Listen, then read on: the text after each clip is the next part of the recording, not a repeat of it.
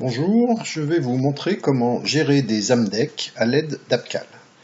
Donc je suis connecté dans AppCal avec un profil administrateur et je vais donc aller sur le menu Admin. Dans le menu Admin, je vais pouvoir aller gérer un certain nombre de paramètres. Je vais aller mesurer et modifier les paramètres sur l'importance, la fréquence, la non-détection qui vont nous être nécessaires pour faire une mesure de criticité comme on doit le faire dans les AMDEC. Donc je vais d'abord modifier les critères d'importance ou de gravité. Donc je peux très bien renommer ça avec le terme gravité, gravité cumulée et gravité après mise en place d'action. L'échelle que j'ai choisie va de 0 à 10, mais on peut complètement l'adapter pour utiliser vos propres critères avec uniquement certaines valeurs. Si je veux rajouter par exemple une valeur à 3, je vais la rajouter ici, je vais dire faible. Je l'enregistre. Voilà, donc ce critère 3 va être rajouté ici si je le souhaite. Je peux de la même façon modifier l'échelle de fréquence ou l'échelle d'occurrence. Peut-être essayer d'être cohérent dans les termes, donc je vais mettre fréquence et fréquence après action. Donc là, sur une échelle de 1 à 5, qu'on peut également modifier comme tout à l'heure. Voilà, j'enregistre. J'ai une échelle de non-détection. Donc là, j'ai une échelle un peu binaire, c'est 0 ou 1, mais je vais par exemple rajouter niveau 2, de manière à avoir ici un niveau 2 pour non détecté et 1 détecté partiellement. Voilà, donc je peux aussi, si je souhaite, faire une échelle de 0 à 10, de 1 à 10, comme je veux. Donc voilà mon échelle de non-détection. Donc j'ai une échelle de gravité qui va de 0 à 10, une échelle de fréquence de 1 à 5, une échelle de non-détection de 1 à 2. Donc j'ai une criticité qui va être le produit des trois notes qui peut aller de 0 à 100.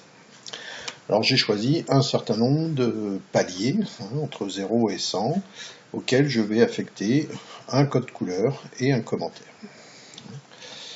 Donc par exemple ici, donc on démarre à 0, tout ce qui est à 0 va être sur un commentaire nul, une couleur verte, de 1 à 2 également très faible.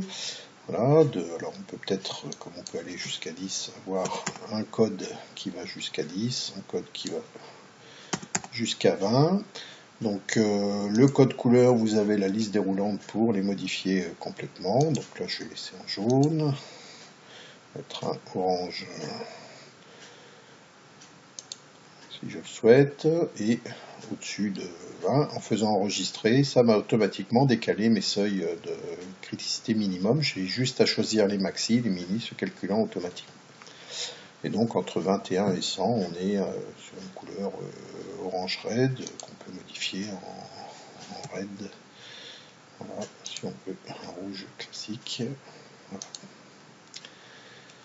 Donc bien évidemment, on peut faire autant de paliers que l'on veut dans nos échelles de criticité.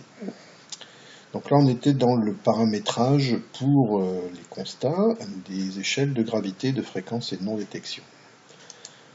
Dans les types de constats, si vous ne les avez pas encore créés, vous pouvez vous créer un type de constat qui s'appellera risque, que vous pouvez appeler risque identifié, comme vous le souhaitez.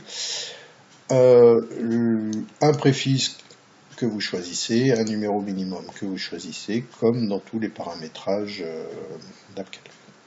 Donc sur le risque, il n'y a pas de raison d'avoir une liste déroulante de clients et de fournisseurs, donc je vais décocher ici. Je ne vais pas gérer de coûts, donc je vais mettre 0. Voilà. Et je vais par contre bien m'assurer que j'ai coché ici les gravités et gravité après mise en place des actions. Ça apparaît ici, de manière à ce que ces deux lignes soient bien affichées dans mon risque quand je vais le faire apparaître. Ensuite, le diagramme d'Ishikawa, je peux le laisser. Éventuellement, ça peut être intéressant de voir les différentes causes possibles, les identifier dans mon risque, c'est une option. Les champs qui sont utilisés pour les non-conformités, services, références, ne sont pas ceux que je vais utiliser dans les risques, donc je vais le décocher. Et puis je vais utiliser un champ de texte, par exemple, qui est disponible, texte 4, pour rattacher, par exemple, mon risque à, je sais pas moi, un numéro de pièce. Par exemple, je prévois de faire des AMDEC sur des machines et de rattacher éventuellement le risque à des pièces ou sous-ensembles. Voilà, donc je peux utiliser tant de champs de texte que je veux parmi ceux qui sont disponibles si vous les utilisez pas tous. Donc sur les listes déroulantes, c'est le même principe, c'est-à-dire que je ne vais pas avoir la liste déroulante, étape de détection, domaines qui sont pertinents pour d'autres sujets, hein, mais je vais utiliser, le site, mais je vais utiliser une liste déroulante spécifique pour moi qui va être sur les risques, je ne sais pas moi, les types de risques. Par exemple, est-ce que je veux faire des catégories, est-ce que c'est un risque mécanique, électrique, etc. Donc je vais cocher modifier le libellé de ma liste, type de risque, cocher ici, et puis décocher cause principale. Voilà. Voilà, après, bon, d'autres champs, date de réponse au client, les dates, je n'ai pas besoin forcément de les identifier. Quels sont les types d'actions que je vais associer à des risques? Donc je peux mettre des actions diverses et des actions préventives. Quelles sont les personnes autorisées? Donc je vais autoriser la création des risques à utilisateurs avancés et suivants. Voilà. Des références de documents, j'en ai pas forcément besoin, je vais les effacer. Voilà. Texte. Je vais informer personne chaque fois que je ferai un risque, c'est un peu trop lourd. Donc je désactive ici et j'enregistre. Voilà. Alors j'ai activé une liste déroulante qui s'appelle type de risque, que je vais donc documenter, puisque je ne l'utilisais pas avant, elle était vide. Donc je vais dire par exemple type de risque électrique,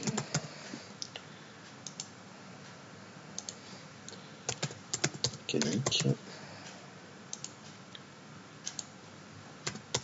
pneumatique, etc. Bon, ça c'est un type de risque, c'est simplement pour vous montrer la façon de gérer des listes déroulantes spécifiques dans AppCal avec le menu administrateur.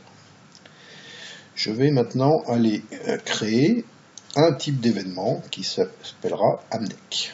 Type d'événement, vous n'êtes pas limité en nombre, donc je vais aller utiliser la dernière catégorie qui est disponible ici pour pouvoir afficher une AMDEC.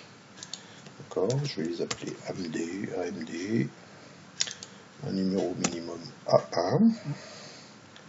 Je ne vais pas mettre de date et de lieu, ni d'autres champs de texte sur mon AMDEC. Je peux en afficher un, T1, qui sera un champ de texte.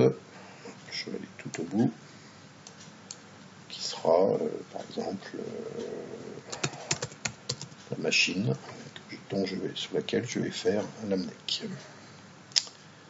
Voilà, T3, j'ai pas de liste d'auditeurs, par contre je peux activer une autre liste d'utilisateurs pour identifier l'animateur AMDEC. Majuscule. Donc pas de coût de gestion, je ne vais pas afficher de checklist, donc je vais réserver la création des AMDEC aux utilisateurs avancés et aux suivants, y compris les administrateurs. Je peux rattacher à une AMDEC peut-être des constats simples ou des risques. C'est essentiellement ça.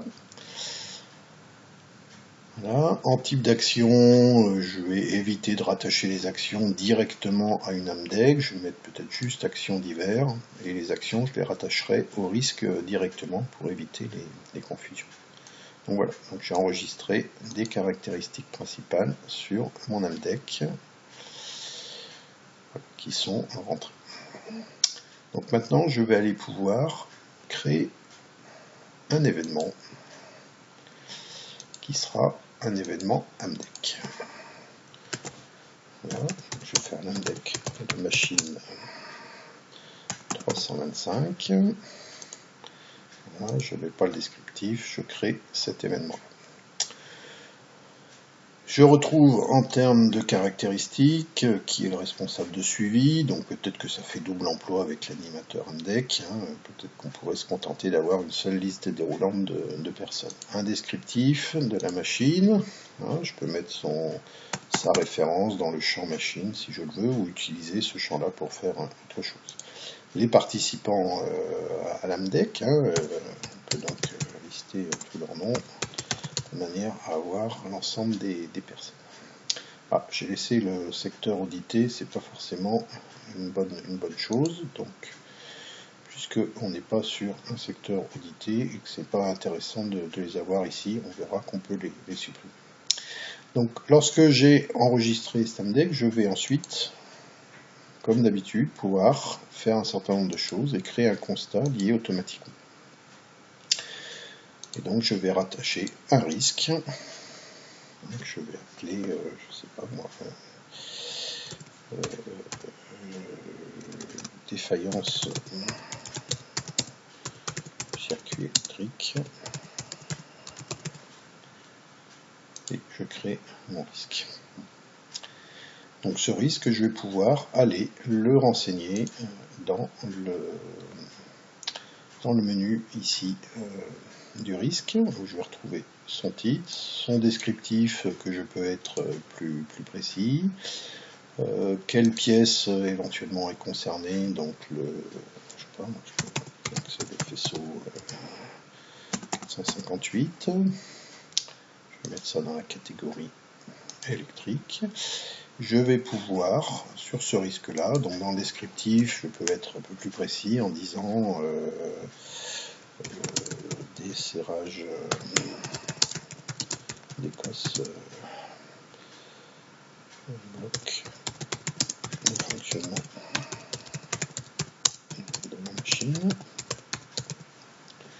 Voilà, et en échelle de gravité, je vais dire que c'est une échelle importante, une fréquence éventuellement qui peut arriver tous les X années, et en détection, pour l'instant, j'ai rien mis en place, donc je suis sur une criticité qui est haute. Voilà. Donc en termes de cause, ça peut être absence de vérification du serrage d'Écosse électrique. Voilà. J'enregistre mon risque. Donc suite à ce risque-là, je peux mettre en place des actions pour faire baisser le risque. Donc je vais mettre en place une action préventive qui va être inclure dans le manuel d'entretien un resserrage tous les ans. Voilà. Si je mets rien, au coup je mets rien, en délai. Je vais mettre ça dans 30 jours et je crée mon action. J'ai rajouté une action. Cette action, elle va jouer a priori pas sur la gravité qui va rester puisque c'est la défaillance qui sera toujours la même. Par contre, ça va jouer sur la fréquence qui, elle, deviendra rare, et la non-détection qui, elle, ne sera pas modifiée. Donc on reste sur une criticité éventuellement moyenne de par notre grille de notation. On peut voir qu'éventuellement cette grille de notation mériterait d'être ajustée.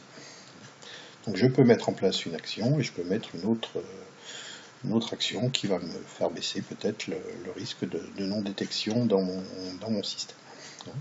Donc je reviens sur mon AMDEC, voilà, où j'apparais, le risque apparaît ici, et je peux aller rajouter un autre risque qui va être géré directement ici, je sais pas moi, casse d'un vérin.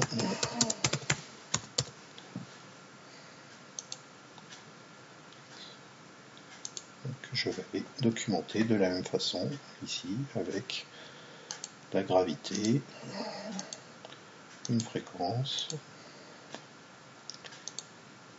une l'échelle de détection, une cause, la mise en place d'une action pour réduire ce problème-là, donc qui va être voir le dimensionnement du R1, 60, créer l'action qui va me permettre de passer, donc toujours une gravité à 5, par contre une fréquence qui elle va chuter à rare, et avec une non-détection qui reste à 1. Voilà mon échelle de criticité avant et après, telle qu'elle va apparaître dans mon AMDEC. Je lance mon AMDEC, et donc on peut de cette manière-là lister l'ensemble des risques liés à une machine, avec l'avantage dans Appcal, c'est que vous pouvez visualiser ou pas un certain nombre d'informations qui vont apparaître ici, directement.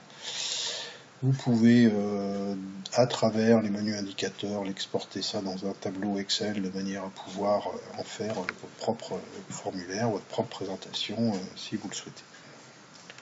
Donc voilà la possibilité de gérer des AMDEC dans Appcal, avec des évolutions prochainement pour améliorer encore une fois la visibilité de ces risques, de ces AMDEC, grâce à l'outil Appcal. L'avantage, c'est que toutes les actions sont gérées maintenant dans l'outil avec les autres actions, et que je vais pouvoir retrouver dans ma liste de voir actions toutes les actions qui ont été attribuées à cet AMDEC. Merci pour votre attention.